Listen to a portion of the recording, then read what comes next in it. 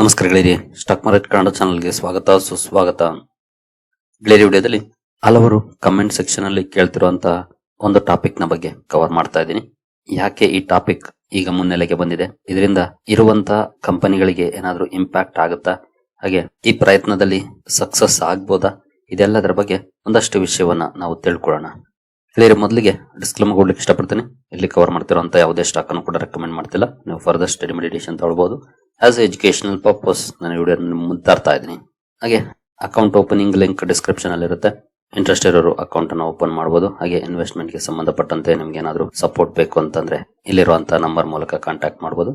ಹಾಗೆ ಇಲ್ಲಿ ಮೆನ್ಷನ್ ಮಾಡಿರುವಂತಹ ಎಲ್ಲ ಸರ್ವಿಸಸ್ ನಮ್ಮ ಮೂಲಕ ಸಿಗುತ್ತೆ. ಜೊತೆಗೆ ಇದು ಫ್ರೀ ಆಫ್ ಕಾಸ್ಟ್ ಆಗಿರುತ್ತೆ. ಇದಕ್ಕೆ ನಾವು ಯಾವುದೇ ರೀತಿಯ ಚಾರ್ಜಸ್ ಅನ್ನ ಮಾಡೋದಿಲ್ಲ. ಬಟ್ ಕಂಡೀಷನ್ ಒಂದೇ, ನಮ್ಮ ಮೂಲಕ ಅಕೌಂಟ್ ಓಪನ್ ಆಗಿರ್ಬೇಕು. ಅಕೌಂಟ್ ಓಪನ್ ಮಾಡ್ಕೊಳ್ಳಿ, ಕಾಂಟ್ಯಾಕ್ಟ್ ಮಾಡಿ.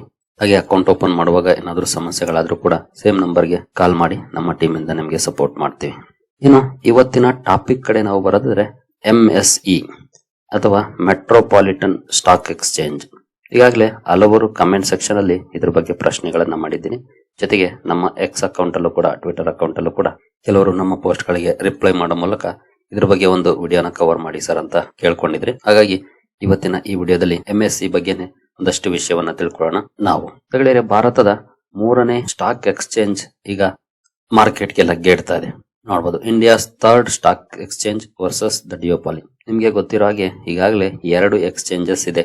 ಒಂದು NSE, ಎರಡನೇದು BSE. ಈಗ 3ನೇ ಕಂಪನಿ ಈ ಸ್ಪೇಸ್ ಗೆ ಬರ್ತಾ ಇದೆ. ಬಟ್ ಇಲ್ಲಿ ಬಹಳ ಇಂಪಾರ್ಟೆಂಟ್ ವಿಷಯ ಇದೆ, ಅದನ್ನ ನೆಕ್ಸ್ಟ್ ಮುಂದೆ ತಿಳ್ಕೊಳ್ಳೋಣ. ಈಗ ಅದಕ್ಕೆ ಮುಂಚೆ ನಿಮ್ಗೆಲ್ರಿಗೂ ಗೊತ್ತಿರೋ ಹಾಗೆ ಮಾರ್ಕೆಟ್ ಅಂದ್ರೆ ಅಥವಾ ಎಕ್ಸ್ಚೇಂಜಸ್ ವಿಚಾರಕ್ಕೆ ಬಂದ್ರೆ NSE, BSE ಡಾಮಿನೇಟ್ ಮಾಡ್ತಾ ಇದ್ದಾವೆ ತುಂಬಾ ದಿನಗಳಿಂದ ಅಥವಾ ತುಂಬಾ ವರ್ಷಗಳಿಂದ. ಜೊತೆಗೆ ಇಲ್ಲಿ ಎಂಟರ್ ಆಗ್ಲಿಕ್ಕೂ ಕೂಡ ಸಾಕಷ್ಟು ಬ್ಯಾರಿಯರ್ಸ್ ಇದೆ, ಅಡೆತಡೆಗಳಿದೆ. ರೆಗ್ಯುಲೇಟರಿ ಬ್ಯಾರಿಯರ್ ಗಿಂತ ಇಲ್ಲಿ ಎಕನಾಮಿಕ್ ಬ್ಯಾರಿಯರ್ಸ್ ಜಾಸ್ತಿ ಇರುತ್ತೆ. ಜೊತೆಗೆ ಈ ರೀತಿ ಬಂದಂತ ಎಕ್ಸ್ಚೇಂಜಸ್ ಗಳು ಸಕ್ಸೀಡ್ ಕೂಡ ಆಗಿಲ್ಲ. ಸೊ NSE, BSE ಡಾಮಿನೇಷನ್ ನಡುವೆ 3ನೇ ಎಕ್ಸ್ಚೇಂಜ್ ಸಕ್ಸೀಡ್ ಆಗುತ್ತಾ ಗೊತ್ತಿಲ್ಲ. ಬಟ್ ಈಗ ಮತ್ತೆ ಈ MSE ಸುದ್ದಿಗೆ ಬರ್ತಾ ಇದೆ. ಹಾಗಾದ್ರೆ ಈ MSE ಅಥವಾ MSEI ಏನು? MSEI ಅಂದ್ರೆ metropolitan stock exchange of India. ಹಾಗೆ ಇದು SEBI recognised metropolitan exchange of India, ಜೊತೆಗೆ ಮಿನಿಸ್ಟ್ರಿ ಆಫ್ ಫೈನಾನ್ಸ್ ಕೆಳಗಡೆ ಕೆಲಸ ಮಾಡುವಂತ ಒಂದು ಆರ್ಗನೈಸೇಷನ್ ಅಥವಾ ಕಂಪನಿ. ಈ ಮುಂಚೆ ಇದನ್ನ SX ಅಂತ ಕರಿತಾ ಇದ್ರು. ಈಗ ಅದನ್ನ ಮೆಟ್ರೋಪಾಲಿಟನ್ ಸ್ಟಾಕ್ ಎಕ್ಸ್ಚೇಂಜ್ ಅಂತ ಕರಿತಾ ಇದ್ದಾರೆ. ಜೊತೆಗೆ ಇದೇನು ಹೊಸದಲ್ಲ. ತುಂಬಾ ಜನ ಈಗ ಟ್ವಿಟರ್ ಅಲ್ಲಿ ಆಗ್ಬೋದು ಅಥವಾ ಕಮೆಂಟ್ ಸೆಕ್ಷನ್ ಅಲ್ಲಿ ಆಗ್ಬೋದು ಕಮೆಂಟ್ ಮಾಡುವಂತ ಸಂದರ್ಭದಲ್ಲಿ ಕೆಲವರು, ಎಸ್ಪೆಷಲಿ ಎಲ್ಲರೂ ಅಲ್ಲದೆ ಇರ್ಬೋದು, ಕೆಲವರು ಹೊಸ ಎಕ್ಸ್ಚೇಂಜ್ ಅಂತ ಅಂದ್ಕೊಂಡಿದ್ದಾರೆ. ಬಟ್ ಇದು ಹೊಸ ಎಕ್ಸ್ಚೇಂಜ್ ಅಲ್ಲ, ಹಳೇದೆ. ಆದ್ರೆ ಇದು ಈಗ ಹೊಸ ಸ್ಟ್ರಾಟಜಿಯ ಮೂಲಕ ರೀಸ್ಟಾರ್ಟ್ ಆಗ್ತಿದೆ. ಈ ರಿಸ್ಟಾರ್ಟ್ ನ ಮೂಲಕ ಲಿಕ್ವಿಡಿಟಿ ಹಾಗೂ ಎಕ್ಸಿಕ್ಯೂಷನ್ ಕ್ವಾಲಿಟಿ ಕಡೆ ಕಂಪನಿ ಫೋಕಸ್ ಮಾಡ್ತಾ ಇದೆ. ಸೊ MSEI ಅಥವಾ MSE ಇದು ಹೊಸ ಎಕ್ಸ್ಚೇಂಜ್ ಅಲ್ಲ, ಈ ಹಿಂದಿನಿಂದನೂ ಕೂಡ ಇತ್ತು. ಬಟ್ ಈಗ ಹೊಸ ಸ್ಟ್ರಾಟಜಿಯ ಮೂಲಕ ರೀಸ್ಟಾರ್ಟ್ ಆಗ್ತಾ ಇದೆ, ಇದು ನೆನಪಿರ್ಲಿ. ಹಾಗಾದ್ರೆ ಯಾಕೆ MSE ಈಗ ಸುದ್ದಿಯಲ್ಲಿದೆ? ಮೆಟ್ರೋಪಾಲಿಟನ್ ಸ್ಟಾಕ್ ಎಕ್ಸ್ಚೇಂಜ್ ಯಾಕೆ ಈಗ ಸುದ್ದಿಯಲ್ಲಿದೆ ಅಂತ ನೋಡೋದಾದ್ರೆ, ಕಂಪನಿ ಈಗ ಇನಿಷಿಯಲಿ 130 ಸ್ಟಾಕ್ ಗಳನ್ನ ಇನ್ಕ್ಲೂಡ್ ಮಾಡಿ ಲೈವ್ ಇಕ್ವಿಟಿ ಟ್ರೇಡಿಂಗ್ ಅನ್ನ ಸ್ಟಾರ್ಟ್ ಮಾಡುವಂತ ಅನೌನ್ಸ್ಮೆಂಟ್ ಅನ್ನ ಮಾಡಿದೆ. ಒಂದು. ಎರಡನೇದಾಗಿ ಲಿಕ್ವಿಡಿಟಿ ಎನ್ಹಾನ್ಸ್ಮೆಂಟ್ ಸ್ಕೀಮ್ಸ್ ಅನ್ನ ಕಂಪನಿ ಲಾಂಚ್ ಮಾಡಿದೆ, ಮಾರ್ಕೆಟ್ ಮೇಕರ್ಸ್ ಅನ್ನ ಅಟ್ರಾಕ್ಟ್ ಮಾಡ್ಲಿಕ್ಕೆ. ಹಾಗೆ ಬಜೆಟ್ ಡೇ ಸೆಷನ್ ಅನ್ನ ಕಂಪನಿ ಅನೌನ್ಸ್ ಮಾಡಿದೆ. ಏನು ಫೆಬ್ರವರಿ 1ನೇ ತಾರೀಕು budget day special trading session ಇರುತ್ತೆ, ಅವತ್ತು MSE ಪ್ಲಾಟ್ಫಾರ್ಮ್ ಅಲ್ಲೂ ಕೂಡ ಟ್ರೇಡಿಂಗ್ ಓಪನ್ ಆಗ್ತಾ ಇದೆ. NSE, BSE ಜೊತೆಗೆ MSE ಕೂಡ ಟ್ರೇಡಿಂಗ್ ಅನ್ನ ಸ್ಟಾರ್ಟ್ ಮಾಡ್ತಾ ಇದೆ. ಜೊತೆಗೆ ಇತ್ತೀಚೆಗೆ ಸುಮಾರು 1200 ಕೋಟಿಗಿಂತ ಅಧಿಕ ಫಂಡ್ ರೈಸ್ ಅನ್ನ ಮಾಡಿದೆ. ಕಂಪನಿಯ ಆಪರೇಷನ್ಸ್ ಗೆ ಸಪೋರ್ಟ್ ಮಾಡ್ಲಿಕ್ಕೆ ಮತ್ತೆ ಗ್ರೋತ್ ಕಡೆ ಕಾನ್ಸಂಟ್ರೇಟ್ ಮಾಡ್ಲಿಕ್ಕೆ ಫಂಡ್ ರೈಸ್ ಅನ್ನ ಮಾಡಿದೆ. ಸೊ ಈ ಮೂಲಕ ಕಂಪನಿ ರೀ ಎಂಟ್ರಿ ಅಟೆಂಪ್ಟ್ ಅನ್ನ ಮಾಡ್ತಾ ಇದೆ. ಜೊತೆಗೆ with strategic backing and institutional support. ಇದಕ್ಕೆ ಇನ್ಸ್ಟಿಟ್ಯೂಷನಲ್ ಸಪೋರ್ಟ್ ಕೂಡ ಸಿಗ್ತಾ ಇದೆ. ಅಂದ್ರೆ ಫಂಡ್ ರೈಸ್ ಮಾಡಿದೆಯಲ್ಲ ಕಂಪನಿ, ಹಲವಾರು ಇನ್ಸ್ಟಿಟ್ಯೂಷನ್ಸ್ ಅದರಲ್ಲಿ ಇನ್ವೆಸ್ಟ್ ಮಾಡಿದ್ದಾರೆ. ಹಾಗಾಗಿ ಇನ್ಸ್ಟಿಟ್ಯೂಷನ್ಸ್ ಸಪೋರ್ಟ್ ನ ಮೂಲಕ ರೀಸ್ಟಾರ್ಟ್ ಅನ್ನ ಮಾಡಕ್ಕೆ ಹೊರಟಿದೆ ಕಂಪನಿ ತನ್ನ ಬಿಸ್ನೆಸ್ ಅನ್ನ ಹೊಸ ಸ್ಟ್ರಾಟಜಿಯ ಮೂಲಕ. ಹೀಗಾಗಿ MSE ಈಗ ದೊಡ್ಡ ಮಟ್ಟದಲ್ಲಿ ಸದ್ದು ಮಾಡ್ತಾ ಇದೆ. ಇನ್ನು MSEI ಬಗ್ಗೆ ನೋಡುವಾಗ ಈ ರೀತಿಯ ಹೊಸ ಪ್ರಯತ್ನಗಳು ಸಕ್ಸಸ್ ಆಗಿದೆಯಾ ಈ ಹಿಂದೆ, ಅಥವಾ ಫೇಲ್ಯೂರ್ ನ ಚಾನ್ಸಸ್ ಜಾಸ್ತಿ ಇರುತ್ತಾ ಅಂತ ನೋಡಿದರೆ, ಫೇಲ್ಯೂರ್ ನ ಚಾನ್ಸಸ್ ಈ ಹಿಂದೆ ಜಾಸ್ತಿ ನೋಡ್ಲಿಕ್ಕೆ ಸಿಕ್ಕಿದೆ. ಇದು ಕಂಪನಿಗೆ ಇರುವಂತ ಒಂದು ಚಾಲೆಂಜ್. ಹಾಗೆ ನಾನು ಇಲ್ಲಿ ಎಕ್ಸ್ಪ್ಲೈನ್ ಮಾಡ್ತಾ MSE ಬದಲಿಗೆ MSEI ಅಂತ ಹೇಳ್ಬೋದು, ಕ್ಷಮ ಇರ್ಲಿ ಅದಕ್ಕೆ. ಯಾಕೆಂದ್ರೆ MSCI ಇಂಡೆಕ್ಸ್ ಬಗ್ಗೆ ಪದೇ ಪದೇ ಕೇಳಿರ್ತೀವಿ, ಅದಕ್ಕೆ ಅದೇ ಬಂದ್ಬಿಡುತ್ತೆ. ಇದು MSEI, ಅದು MSCI ಅದು ಬೇರೆ, ಇದು MSEI ಅಥವಾ MSE. ಮೊದಲಿಗೆ ಈ ಎಕ್ಸ್ಚೇಂಜಸ್ ಈ ರೀತಿ ಬಂದಾಗ ಫೇಲ್ಯೂರ್ ಯಾಕೆ ಆಗ್ತವೆ ಅಂತ ನೋಡೋದಾದ್ರೆ ಲಿಕ್ವಿಡಿಟಿ ಸಮಸ್ಯೆ. ನೋ ಲಿಕ್ವಿಡಿಟಿ ಅಂದ್ರೆ ಹೊಸ ಎಕ್ಸ್ಚೇಂಜ್ ಬಂದಾಗ ಅಲ್ಲಿ ನಾವು ಟ್ರೇಡಿಂಗ್ ಮಾಡಕ್ ಹೋಗ್ತೀವಿ ಅಂತಂದ್ರೆ ಮೊದಲಿಗೆ ಲಿಕ್ವಿಡಿಟಿ ಇರಬೇಕು. ಯಾವ ರೀತಿ ಲಿಕ್ವಿಡಿಟಿ ಅಂದ್ರೆ ಏನು? ಫಾರ್ ಎಕ್ಸಾಂಪಲ್, ನಾನು ಬೈ ಮಾಡಕ್ ಹೋಗ್ತಿದ್ದೀನಿ ಅಂದ್ರೆ ನನಗೆ ಸೆಲ್ಲರ್ಸ್ ಸಿಗ್ಬೇಕು, ಸೆಲ್ಲರ್ಸ್ ಇರಬೇಕು. ಅಥವಾ ನಾನು ಸೆಲ್ ಮಾಡಕ್ ಹೋಗ್ತಿದ್ದೀನಿ ಅಂದ್ರೆ ಬೈಯರ್ಸ್ ಇರಬೇಕು. ಬೈಯರ್ಸ್ ಅಂಡ್ ಸೆಲ್ಲರ್ಸ್ ಯಾವಾಗ್ಲೂ ಇರಬೇಕು. ನಾನು ಬೈ ಮಾಡಕ್ ಹೋದಾಗ ಸೆಲ್ಲರ್ಸ್ ಇಲ್ಲ, ಸೆಲ್ ಮಾಡಕ್ ಹೋದಾಗ ಬೈಯರ್ಸ್ ಇಲ್ಲ ಅಂದಾಗ ನಾನೇನ್ ಮಾಡ್ತೀನಿ? ಅಬ್ವಿಯಸ್ಲಿ MSc ನ ಅವಾಯ್ಡ್ ಮಾಡ್ತೀನಿ, NSE BSc ಗೆ ಹೋಗ್ತೀನಿ. ಯಾಕಂದ್ರೆ ಅಲ್ಲಿ ಈಗಾಗಲೇ ಸಾಕಷ್ಟು ದಿನದಿಂದ ಇರೋದ್ರಿಂದ ಯೂಶುವಲಿ ಲಿಕ್ವಿಡಿಟಿ ಚೆನ್ನಾಗಿರುತ್ತೆ.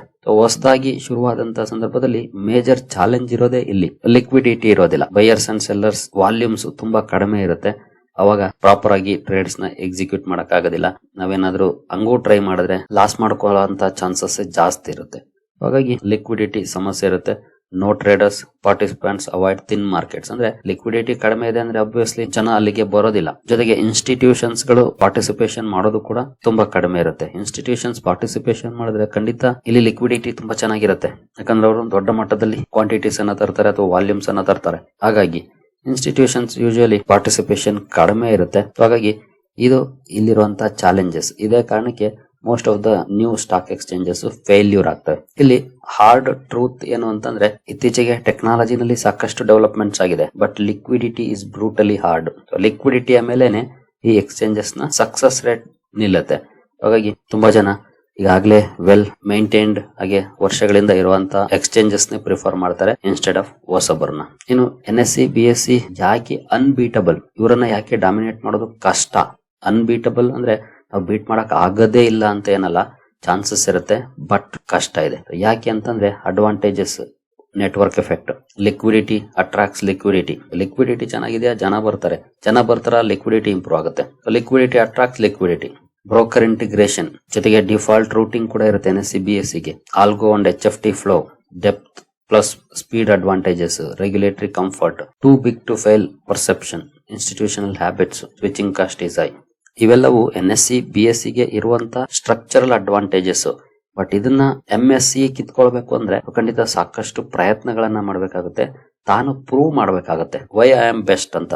ಆಗ ಮಾತ್ರ ಅಲ್ಲಿ ಲಿಕ್ವಿಡಿಟಿ ಇಂಪ್ರೂವ್ ಆಗ್ಬೋದು, ಜೊತೆಗೆ ಜನ ಪ್ರಿಫರ್ ಮಾಡಬಹುದು, ಅಂತಹ ಚಾನ್ಸಸ್ ಇರುತ್ತೆ. ಹಾಗಾಗಿ NSE BSc ನ ಬೀಟ್ ಮಾಡೋದು ತುಂಬಾ ಕಷ್ಟ. ಎಸ್ಪೆಷಲಿ ನಿಮ್ಗೆ ಗೊತ್ತಿರಬಹುದು, BSc ಕೂಡ ಸ್ಟ್ರಗಲ್ ಮಾಡ್ತಾ ಇದೆ NSE ಇಂದ ಟ್ರೇಡಿಂಗ್ ವಾಲ್ಯೂಮ್ಸ್ ಅನ್ನ ಕಿತ್ಕೊಳ್ಳಿಕ್ಕೆ.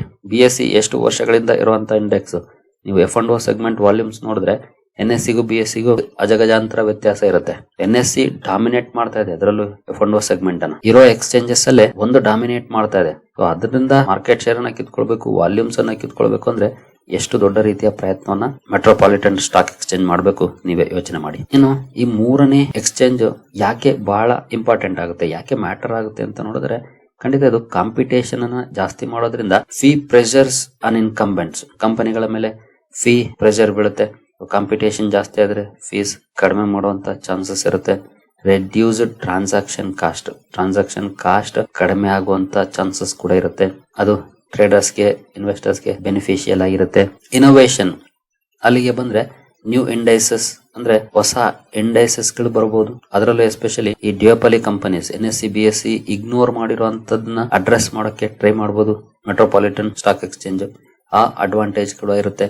ಹಾಗೆ ಸಿಸ್ಟಮಿಕ್ ಬ್ಯಾಕಪ್, ಇನ್ ಕೇಸ್ ಏನಾದ್ರೂ ಔಟೇಜಸ್ ಆದ್ರೆ ಆಬ್ವಿಯಸ್ಲಿ ಇನ್ನೊಂದು ಎಕ್ಸ್ಚೇಂಜ್ ನಮಗೆ ಅವೈಲೇಬಲ್ ಇರುತ್ತೆ ಟ್ರೇಡಿಂಗ್ ಅನ್ನ ಕಂಟಿನ್ಯೂ ಮಾಡ್ಲಿಕ್ಕೆ.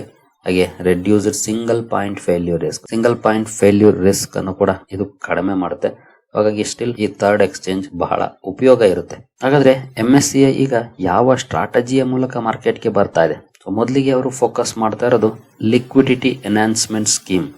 ಎಸ್ಪೆಷಲಿ ಅರ್ಲಿ ಲಿಕ್ವಿಡಿಟಿ ಪ್ರೊವೈಡ್ ಯಾರು ಮಾಡ್ತಾರೆ ಅವರಿಗೆ ಇನ್ಸೆಂಟಿವೈಸ್ ಮಾಡುವಂತ ಪ್ಲಾನ್ ಅನ್ನು ಕೂಡ ಕಂಪನಿ ಇಟ್ಕೊಂಡಿದೆ. ಜೊತೆಗೆ targeted approach, especially high liquid stock ಗಳು ಏನಿರ್ತವೆ ಅವುಗಳನ್ನ ಇನ್ಕ್ಲೂಡ್ ಮಾಡ್ತಾ ಇದೆ. ದೊಡ್ಡ ಮಟ್ಟದ ಸ್ಟಾಕ್ ಇನ್ಕ್ಲೂಡ್ ಮಾಡಿ ಕೈ ಸುಟ್ಕೊಳ್ಳೋದಕ್ಕಿಂತ ಲಿಕ್ವಿಡ್ ಸ್ಟಾಕ್ಸ್ ಅನ್ನ ಇಟ್ಟು ಕ್ವಾಲಿಟಿ ಕಡೆ ಫೋಕಸ್ ಮಾಡ್ತಾ ಇದೆ. ಅದೊಂದು ಇವರ ಸ್ಟ್ರಾಟಜಿಯಲ್ಲಿ ಆಗಿರುವಂತಹ ಬದಲಾವಣೆ. ಯಾಕಂದ್ರೆ ಹಿಂದಿನ ಫೇಲ್ಯೂರ್ಸ್ ಅನ್ನ ಈಗ ಪಾಸ್ ಮಾಡ್ಬೇಕು ಅಂದ್ರೆ ಆಬ್ವಿಯಸ್ಲಿ ಆ ರೀತಿ ಏನಾದ್ರೂ ಪ್ರಯತ್ನಗಳನ್ನ ಮಾಡ್ಲೇಬೇಕಲ್ಲ. ಇನ್ನು ಸ್ಟ್ರಾಟಜಿಕ್ ಡಿಫರೆನ್ಸ್, ಮುಂಚೆ ಬಿಲ್ಡ್ ಪ್ಲಾಟ್ಫಾರ್ಮ್ ಫಸ್ಟ್ ಅಂತ ಇಟ್ಕೊಂಡಿತ್ತು, ಈಗ ಬೈ ಲಿಕ್ವಿಡಿಟಿ ಫಸ್ಟ್ ಅಂತ ಇಟ್ಕೊಂಡಿದೆ ಮೋಟೋ. ಲಿಕ್ವಿಡಿಟಿ ಇದ್ರೆ ಜನ ಬರ್ತಾರೆ ಅನ್ನೋದನ್ನ ಅರ್ಥ ಮಾಡ್ಕೊಂಡು ಈ ಸ್ಟ್ರಾಟಜಿ ಶಿಫ್ಟ್ ಮೂಲಕ ಕಂಪನಿ ತನ್ನ ಸೆಕೆಂಡ್ ಇನ್ನಿಂಗ್ಸ್ ಅನ್ನ ಸ್ಟಾರ್ಟ್ ಮಾಡ್ಲಿಕ್ಕೆ ಹೊರಟಿದೆ. ಇನ್ನು ಇದರಿಂದ ಇರುವಂತ ಎಕ್ಸ್ಚೇಂಜಸ್ ಗಳಿಗೆ ಏನಾದರೂ ಸಮಸ್ಯೆ ಆಗುತ್ತಾ ಆ ವಿಚಾರಕ್ಕೆ ಬರೋದಾದ್ರೆ, ಜೊತೆಗೆ ಈ ಹೊಸ ಎಕ್ಸ್ಚೇಂಜ್ ಗೆ ಇರುವಂತ ಚಾಲೆಂಜ್ ಏನು ಅಂತ ನೋಡೋದಾದ್ರೆ ಟ್ರಸ್ಟ್, ನಂಬಿಕೆ. ಟೆಕ್ನಾಲಜಿ ಖಂಡಿತ ಸಾಲ್ವ್ ಆಗಿದೆ, ಪ್ರಾಬ್ಲಮ್ ಸಾಲ್ವ್ ಆಗಿದೆ ಟೆಕ್ನಾಲಜಿದು. ಬಟ್ ಸೈಕಾಲಜಿ, ಎಷ್ಟು ಜನ ನಾಳೆಯಿಂದ ಟ್ರೇಡಿಂಗ್ ಮಾಡೋರು ಅಥವಾ MSc ಬಂತು ಅಂದ ತಕ್ಷಣ NSc BSc ಬಿಟ್ಟು MSc ಗೆ ಹೋಗ್ತಾರೆ. ಸೈಕಾಲಜಿ ಅಷ್ಟು ಬೇಗ ಚೇಂಜ್ ಆಗೋದಿಲ್ಲ. ಜೊತೆಗೆ ಇನ್ಸ್ಟಿಟ್ಯೂಷನ್ಸ್ ಇಲ್ಲಿ ಲಿಕ್ವಿಡಿಟಿ ಇರುತ್ತಾ, ಎಸ್ಪೆಷಲಿ ಸ್ಟ್ರೆಸ್ ಸಂದರ್ಭದಲ್ಲಿ, ಅದರಲ್ಲೂ ಮಾರ್ಕೆಟ್ ಕಂಡೀಷನ್ ಚೆನ್ನಾಗಿ ಇಲ್ಲದೆ ಇರುವಂತಹ ಸಂದರ್ಭದಲ್ಲಿ ಲಿಕ್ವಿಡಿಟಿ ಇರುತ್ತಾ ಅನ್ನೋದನ್ನ ಯೋಚನೆ ಮಾಡ್ತಾರೆ. ಬ್ರೋಕರ್ಸ್ ಆಪರೇಷನಲ್ ರಿಸ್ಕ್ ಬಗ್ಗೆ ಭಯ ಪಡ್ತಾರೆ. ಇನ್ನು ರಿಟೇಲ್ ಟ್ರೇಡರ್ಸ್ ಪೂರ್ ಎಕ್ಸಿಕ್ಯೂಷನ್ ಬಗ್ಗೆ ಭಯ ಪಡ್ತಾರೆ. ಸೊ ಸೈಕಾಲಜಿ ಅಷ್ಟು ಬೇಗ ಚೇಂಜ್ ಆಗೋದಿಲ್ಲ, ಅದಕ್ಕೆ ಸಮಯ ಬೇಕು. ಜೊತೆಗೆ ಆ ಕಂಪನಿ ಕೂಡ ಪ್ರೂವ್ ಮಾಡಬೇಕು, ನಾನು ನಿಮ್ಮ ಎಕ್ಸ್ಪೆಕ್ಟೇಷನ್ ಏನಿದೆ ಅದಕ್ಕಿಂತ ಜಾಸ್ತಿ ನಿಮ್ಗೆ ಅಡ್ವಾಂಟೇಜಸ್ ಅನ್ನ ಕೊಡ್ತೀನಿ ಅನ್ನೋದನ್ನ ಪ್ರೂವ್ ಮಾಡಬೇಕು. ಆಗ ಜನ ನಂಬೋದಕ್ಕೆ ಸ್ಟಾರ್ಟ್ ಮಾಡೋದು. ನಂಬುದ್ರ ಲಿಕ್ವಿಡಿಟಿ ಬರುತ್ತೆ. ಲಿಕ್ವಿಡಿಟಿ ಬೈಸ್ ಲಿಕ್ವಿಡಿಟಿ ನಾವು ನೋಡಿದ್ವಲ್ಲ. ಸೊ ಇದನ್ನ ಕಂಪನಿ ಸ್ವತಃ ಪ್ರೂವ್ ಮಾಡ್ಬೇಕಾಗತ್ತೆ. ಇದು ನಾವು ನೀವು ಮಾಡೋದಂತೂ ಅಲ್ಲ. ಇನ್ನು MSCI ಸಕ್ಸೀಡ್ ಆದ್ರೆ ಏನು, ಸ್ಟ್ರಕ್ಚರಲ್ ಇಂಪ್ಯಾಕ್ಟ್ ಇಂಡಿಯನ್ ಮಾರ್ಕೆಟ್ಸ್ ಮೇಲೆ ಆಗತ್ತೆ. ಮೊದಲಿಗೆ end of absolute duopoly, NSC BSc duopoly ಕೊನೆಯಾಗುವಂತ ಚಾನ್ಸಸ್ ಇರುತ್ತೆ. ಬಟ್ ಒಂದು ನೆನ್ಪಿಟ್ಕೊಳ್ಳಿ, NSC BSc ನ ಮುಗಿಸೋದಕ್ಕಂತೂ ಆಗೋದಿಲ್ಲ. ಆಸ್ ಎ ಪಾರ್ಟಿಸಿಪೆಂಟ್ ಆಗಿ ಇವರು ಕೂಡ ಕಂಟಿನ್ಯೂ ಮಾಡಬಹುದು. ಜೊತೆಗೆ ಒಂದಷ್ಟು ಪ್ರೆಷರ್ ಕ್ರಿಯೇಟ್ ಆಗ್ಬೋದು ಅವರ ಮೇಲೂ ಕೂಡ, ಫೀ ಸ್ಟ್ರಕ್ಚರ್ ಅಲ್ಲಿ ಬದಲಾವಣೆಗಳಾಗಬಹುದು. ಬಟ್ ಝೀರೋ ಮಾಡಕ್ಕಂತೂ ಆಗೋದಿಲ್ಲ. ಖಂಡಿತ ಅವರುಗಳು ಕೂಡ ಬೇರೆ ಬೇರೆ ಅಪಾರ್ಚುನಿಟೀಸ್ ಅನ್ನ ಇವಾಲ್ವ್ ಮಾಡ್ತಾ ಹೋಗ್ತಾರೆ. ಹಾಗಾಗಿ ಇನ್ನು ಕಾಂಪಿಟೇಷನ್ ಜಾಸ್ತಿ ಆಗುತ್ತೆ. ಜೊತೆಗೆ ಒಳ್ಳೆಯ ಅಡ್ವಾಂಟೇಜಸ್ ಇನ್ವೆಸ್ಟರ್ಸ್ ಗೆ ಸಿಗುತ್ತೆ, ಬಿಟ್ರೆ ಝೀರೋ ಆಗೋದಿಲ್ಲ. ಏನು better pricing power, regulatory leverage, SEBI negotiate ಮಾಡಬಹುದು ಕಂಪನಿಗಳ ಜೊತೆ. ಏನು ಗ್ಲೋಬಲ್ ಅಲೈನ್ಮೆಂಟ್ ಅಂದ್ರೆ ಬರೀ ಕೆಲವೇ ಎಕ್ಸ್ಚೇಂಜಸ್ ಗಳಿಗೆ ಮಾತ್ರ ಸೀಮಿತ ಆಗದೆ ಬೇರೆ ಬೇರೆ ಎಕ್ಸ್ಚೇಂಜ್ ಮೇಲೆ ಡಿಪೆಂಡ್ ಆಗಿದೆ ಅನ್ನೋದನ್ನ ತೋರಿಸುತ್ತೆ. ಸೊ MSCI ಸರ್ವೈವ್ ಆಗುತ್ತಾ? ಶಾರ್ಟ್ ಟರ್ಮ್ ಅಲ್ಲಿ ಪಾಸಿಬಲ್ ಇರುತ್ತೆ, ಬಟ್ ಇನ್ನು ದಾರಿ ಸಾಕಷ್ಟು ಕಷ್ಟ ಇದೆ. ಅದನ್ನ ಸಕ್ಸಸ್ಫುಲ್ ಆಗಿ ಪ್ರೂವ್ ಮಾಡಬೇಕಾಗುತ್ತೆ. ಮೀಡಿಯಂ ಟರ್ಮ್ ಅಲ್ಲಿ ನೋಡಿದ್ರೆ survival depends on sustain liquidity subsidies. Liquidity ಎಷ್ಟರ ಮಟ್ಟಿಗೆ ಇರುತ್ತೆ ಅದು ಬಹಳ ಇಂಪಾರ್ಟೆಂಟ್ ಆಗುತ್ತೆ. ಅದ್ರ ಮೇಲೆ ಇದರ ಸರ್ವೈವಲ್ ಕೂಡ ನಿಂತಿರುತ್ತೆ. ಏನು ಲಾಂಗ್ ಟರ್ಮ್ ವಿಚಾರಕ್ಕೆ ಬಂದ್ರೆ, institutions can decide it's fate. Once institutions platform ಅನ್ನ ಬಳಸಲಿಕ್ಕೆ ಶುರು ಮಾಡಿದ್ರು ಅಂದ್ರೆ ಖಂಡಿತ MSC ಸರ್ವೈವ್ ಆಗುತ್ತೆ, ಸಕ್ಸೀಡ್ ಕೂಡ ಆಗ್ಬೋದು. ಬಟ್ ಇನ್ಸ್ಟಿಟ್ಯೂಷನ್ಸ್ ನಂಬಲಿಲ್ವಾ, ತುಂಬಾನೇ ಕಷ್ಟ ಇರುತ್ತೆ. ಸೊ ಓವರ್ ಆಲ್ ಹೇಳ್ಬೇಕು ಅಂತಂದ್ರೆ MSCI ಇಲ್ಲಿ ಸಕ್ಸೀಡ್ ಆದ್ರೆ ಖಂಡಿತ ಇಂಡಿಯನ್ ಮಾರ್ಕೆಟ್ ಹಿಸ್ಟ್ರಿಯನ್ನ ರೀರೈಟ್ ಮಾಡುತ್ತೆ. ಇನ್ ಕೇಸ್ ಫೇಲ್ ಆಯ್ತು ಅಂದ್ರೆ ಇದು ಮತ್ತೊಂದು ಸತ್ಯವನ್ನ ಅರಿವು ಮಾಡುತ್ತೆ. ಅದೇನಂದ್ರೆ markets don't care who tries, only who already has liquidity. ಯಾರು ಟ್ರೈ ಮಾಡ್ತಾರೋ ಅವ್ರಿಗೆಲ್ಲ ತಲೆ ಕೆಡಿಸ್ಕೊಳ್ಳೋದಿಲ್ಲ ಮಾರ್ಕೆಟ್. ಯಾರು ಲಿಕ್ವಿಡಿಟಿಯನ್ನ ಹೊಂದಿರ್ತಾರೋ ಅಲ್ಲಿ ಫೋಕಸ್ ಮಾಡುತ್ತೆ ಅನ್ನೋದನ್ನ ತೋರಿಸುತ್ತೆ. ಸೊ MSC ಬರ್ತಾ ಇದೆ ಅಂದ ತಕ್ಷಣ NSC BSc ನ ಮುಳುಗಿಸಕ್ಕಾಗೋದಿಲ್ಲ. ಜೊತೆಗೆ MSc ಗೂ ಕೂಡ ಸಾಕಷ್ಟು ಚಾಲೆಂಜಸ್ ಇದೆ. ಅದನ್ನ ಫುಲ್ಫಿಲ್ ಮಾಡಿ ಪ್ರೂವ್ ಮಾಡಿದ್ರೆ ಮಾತ್ರ ಮಾರ್ಕೆಟ್ ಅಲ್ಲಿ ಉಳ್ಕೊಳ್ಳಕ್ಕೆ ಸಾಧ್ಯ. ಸೊ ಸೆಕೆಂಡ್ ಇನ್ನಿಂಗ್ಸ್ ಅನ್ನ ಸ್ಟಾರ್ಟ್ ಮಾಡ್ತಾ ಇದೆ. ಜೊತೆಗೆ ಬಜೆಟ್ ದಿನ ಸ್ಪೆಷಲ್ ಸೆಷನ್ ಕೂಡ ಓಪನ್ ಆಗ್ತಿದೆ. ಇನ್ನು ಮುಂದೆ 3 ಎಕ್ಸ್ಚೇಂಜಸ್ ಇರುತ್ತೆ. But still competition is on.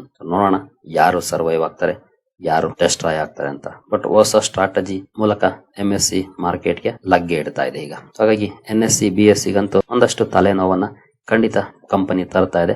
ನೋಡೋಣ ಎಷ್ಟರ ಮಟ್ಟಿಗೆ ಇವರು ಸಕ್ಸೀಡ್ ಆಗ್ತಾರೆ ಅಂತ. ಸರಿ ಗೆಳೆಯರಿ, ಈ ವಿಡಿಯೋ ನಿಮಗೆ ಇಷ್ಟ ಆಗಿದೆ ಅನ್ಕೊಳ್ತೀನಿ. ಹಾಗೆ ಡಿಸ್ಕ್ರಿಪ್ಷನ್ ಅಲ್ಲಿ ಅಕೌಂಟ್ ಓಪನಿಂಗ್ ಲಿಂಕ್ ಇದೆ, ಇಂಟ್ರೆಸ್ಟ್ ಇರೋರು ಅಕೌಂಟ್ ಓಪನ್ ಮಾಡಬಹುದು. ಮುಂದಿನ ವಿಡಿಯೋದಲ್ಲಿ ಸಿಗೋಣ. ಅಲ್ಲಿವರೆಗೂ ಜೈ ಹಿಂದ್, ಜೈ ಕರ್ನಾಟಕ.